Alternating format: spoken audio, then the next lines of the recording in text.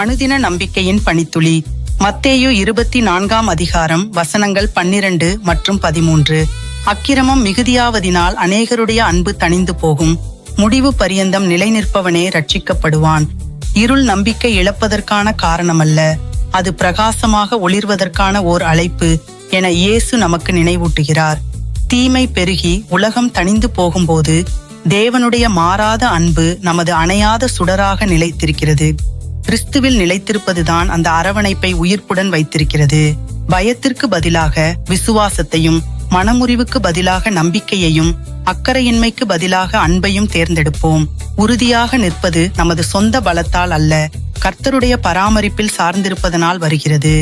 தேவ அன்பு உங்கள் மூலம் பிரகாசித்து தணிந்து போனவர்களுக்கு ஒளிதரும் சுடராக இருங்கள். ஜெபிப்போம். அன்புள்ள ஆண்டவரே, உமது எல்லையற்ற மாறாத அன்பிற்காக நன்றி.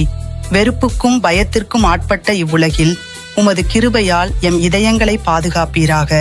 வஞ்சகத்திலிருந்தும் விரக்தியிலிருந்தும் காத்தருளும். இறுதி வரை உமது ஒளியையும் நம்பிக்கையையும் பிரதிபலித்து விசுவாசத்தில் உறுதியாக நிலைத்திருக்க பலப்படுத்தும். ஆமேன். உலகம் குளிர்ந்தாலும் உங்களுக்குள் இருக்கும் கிறிஸ்துவின் அன்பின் சுடரை எதுவும் அணைக்க முடியாது. அடுத்த அனுதின நம்பிக்கையின் பனித்துளி வரை தேவனுடைய சமாதானத்தை நாடுங்கள். அவருடைய அன்பிலே உறுதியாக இருங்கள்.